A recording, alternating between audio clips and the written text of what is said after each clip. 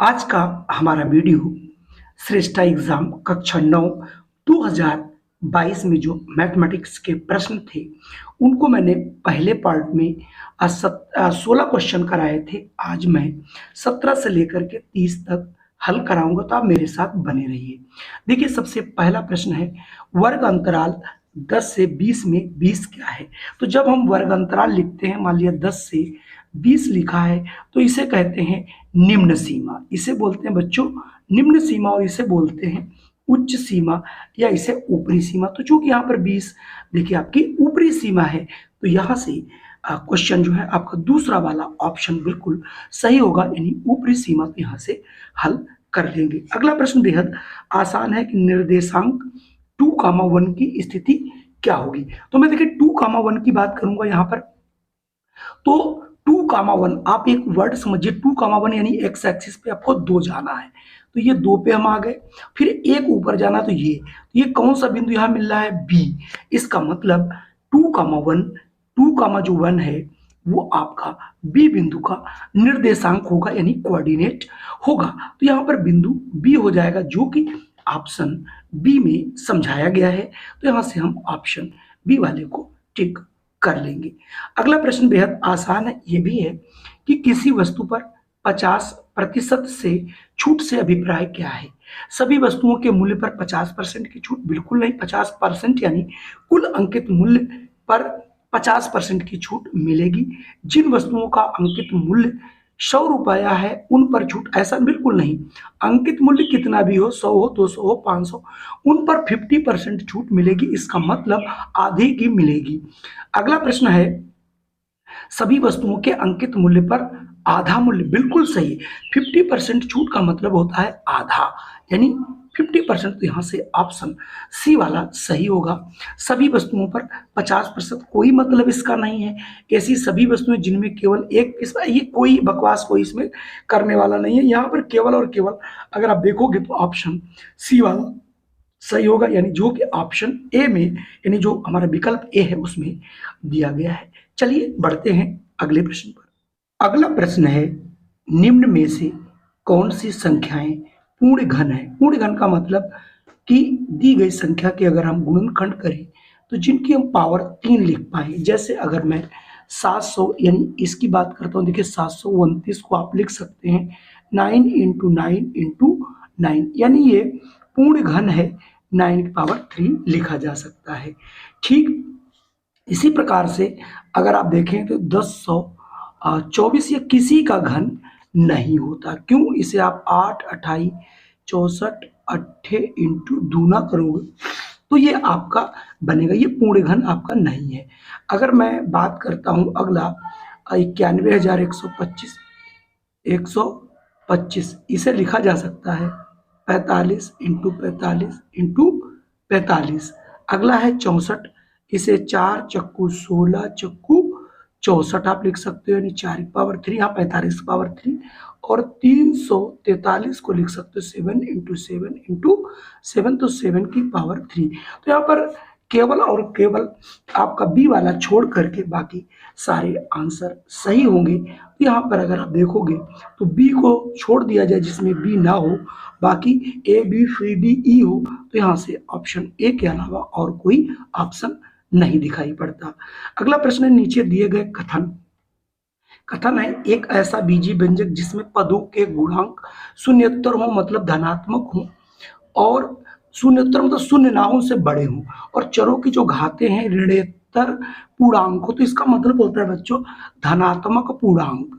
तो ये बहुपद की परिभाषा दी गई, जो कि बिल्कुल सत्य है, यानी कथन बिल्कुल सत्य है। अगर मैं दूसरा देखूं कथन, तो ये बहुपद है कि नहीं, तो ये 7x² प्लस आप लिखोगे y की पावर 1/4, ये पावर ऊपर चली जाएगी -3/4, और ये +1 बनेगा, तो आ जाएगा 7x² प्लस y की पावर, अब आप 3 में से हटा तो -2/4 आ जाएगा, 2 कम 2 दूनी 4, जो कि y की जो पावर हो जाएगी वो आपकी चली जाएगी माइनस में, जो कि धनात्मक नहीं है। तो पहला कथन तो सत्य है, लेकिन दूसरा कथन ये असत्य हो जाएगा। इस हिसाब से इसका आंसर अभी अगले पेज पर जाकर हम देखते हैं और आपको समझाते हैं। जैसा कि मैंने बताया था कि जो परिभाषा दी गई थी वो आपकी सही थी, लेकिन जो व्यंजक दिया गया था वो बहुपद नहीं था।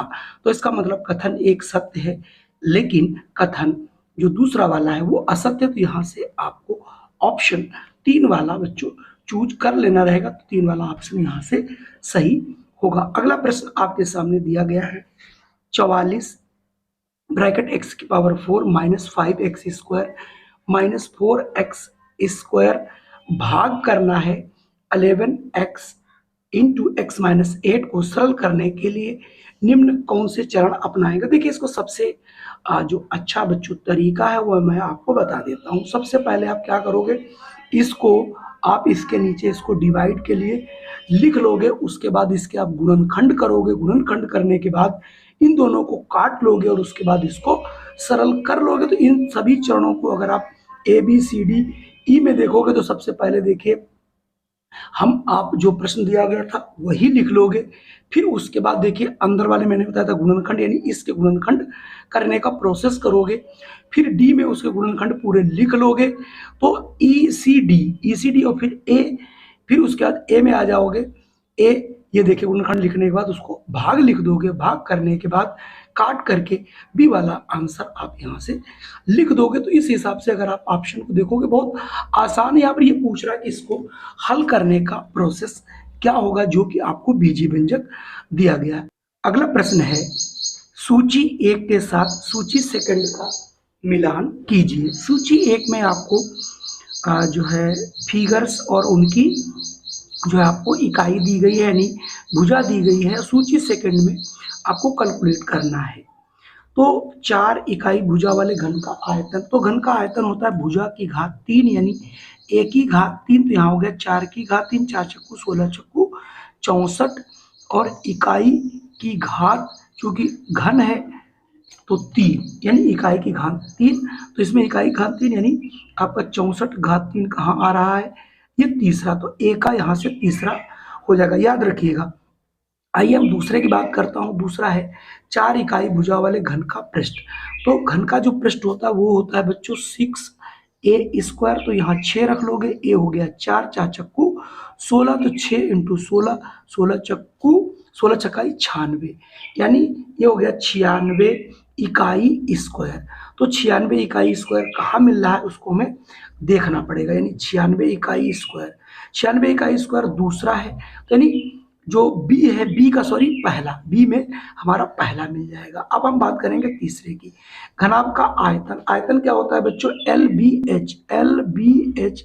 तो यहाँ हो गया 4 इंटू 6 इंटू 4, तो 4 6 चौक 24, 24 चक्कू होता है बच्चों 96, और इसका इकाई क्यूब ये देखिए चौथे में आपको मिल रहा है। तो तीसरा वाला चौथे से मैच करा, और चौथा वाला आइए देख लेते हैं। पूरा मैं हल ही करा देता हूँ। घन का पृष्ठ, घन का पृष्ठ बच्चों क्या होता है 2LB plus BH plus HL, आपको याद होगा। तो 2 लंबाई इंटू चौड़ाई 2 इंटू 4 प्लस 4 इंटू 4 होगा प्लस 4 इंटू 2 होगा। इसको आप हल करोगे तो 2 2 चौके 8, 4 चक्कू 16, 4 दूनी 8, तो 8 8 16, 16 32, 32 दूना 64, इसका हो जाएगा इकाई स्क्वायर। यानी 64 इकाई स्क्वायर देखिए किस में मिल रहा है, 64 इकाई स्क्वायर ये देखिए दूसरे में।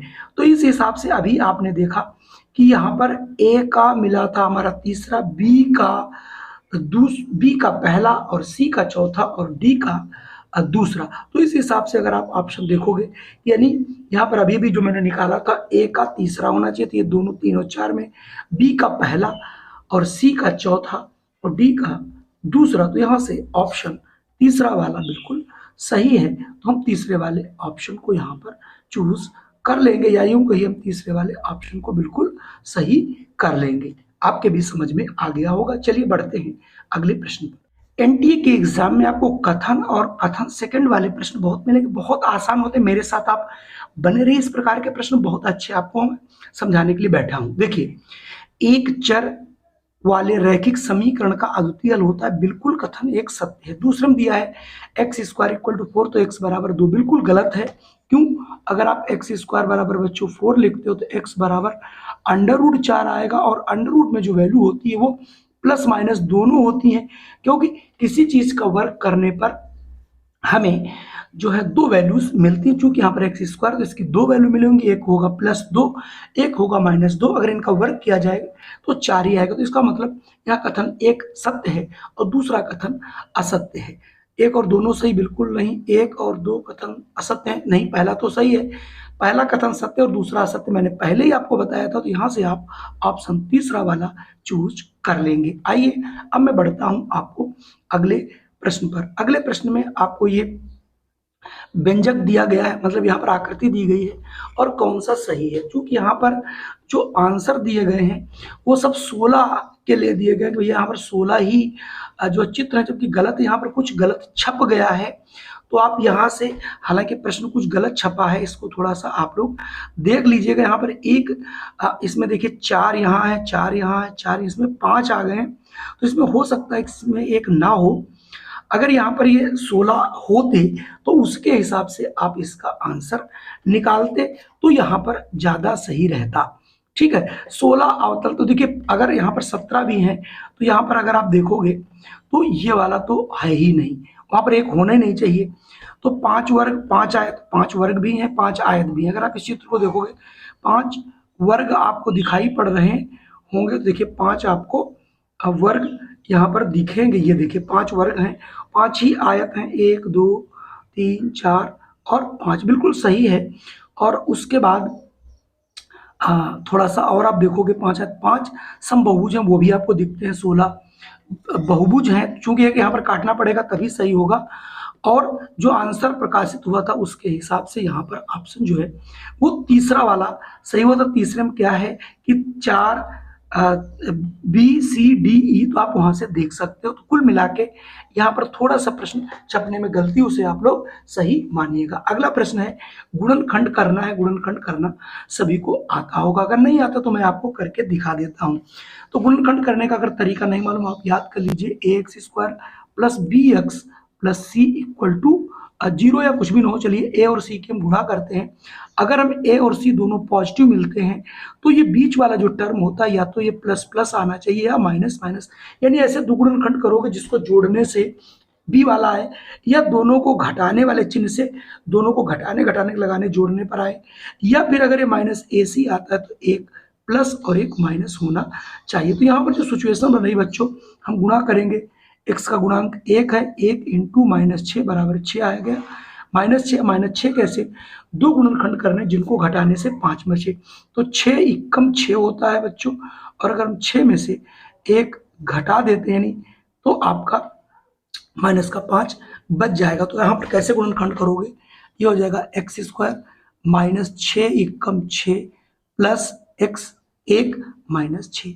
आप क्या करोगे, यहाँ पर x कॉमन कर लोगे, x -6 आएगा, प्लस का 1 कॉमन करोगे, x -6 आएगा और x -6 x + 1। यहाँ पर देखेंगे, ये देखिए ऑप्शन 2 वाला आपको बिल्कुल सही मिल रहा है। तो यहाँ से हम ऑप्शन 2 को चूज कर लेंगे और यहाँ से ऑप्शन 2 वाला सही लगा लेंगे। अगला प्रश्न है एक चतुर्भुज। यहाँ पर चतुर्भुज की जगह अगर आयत होता तो ये बहुत अच्छा प्रश्न आप लोग समझ पाते कि लंबाई और चौड़ाई इतनी, तो उसका क्षेत्रफल क्या होगा। क्योंकि आयत का क्षेत्रफल होता है लंबाई गुणित चौड़ाई, तो आप इन दोनों की गुणा कर देंगे और जैसे इसकी आप गुणा करेंगे, तो गुणा तो करना आता ही होगा। अगर आता है तो अच्छी बात है, नहीं आता तो आप गुणा करना जरूर सीख लीजिए। बिना गुणा किए हुए बीजगणित का आप प्रश्न नहीं कर पाएंगे। तो यहाँ पर 2x² से शुरू होगा और यहाँ पर ये देखिए 4 करोगे तो 4 दूनी 8 और एक बार 3 एकम 3, तो 5 माइनस के 2x² - 5x भी आएगा। तो यहाँ पर दूसरा और तीसरा दोनों में हो सकता है, लेकिन जब आप इनके गुणनखंड का जो गुणा करोगे तो 4 3 12 माइनस के आएंगे। तो यहाँ से ऑप्शन तीसरा वाला सही हो जाएगा। तो 27 का यहाँ से तीसरा वाला बच्चों सही होगा। चलिए बढ़ते हैं अगले प्रश्न। अगला प्रश्न ठीक आपके लिए गुणा ही करना है, यानी इसको आप इससे गुणा करो। सबसे पहले इसको इससे कर दीजिए, इससे कर दीजिए, बस गुणा आपका हो गया। 4 से गुणा करोगे तो आ जाएगा बच्चों 4, p की घात यहाँ 3 है, यहाँ 2 है, तो p की घात 5 और q² ही रहेगा, माइनस लगा लोगे। अगले में 4 कर दोगे, p है नहीं तो p² लिख लोगे, q 2 2 4 यानी q की पावर 4। तो 4 p की power 5 Q square minus 4p² Q की पावर 4।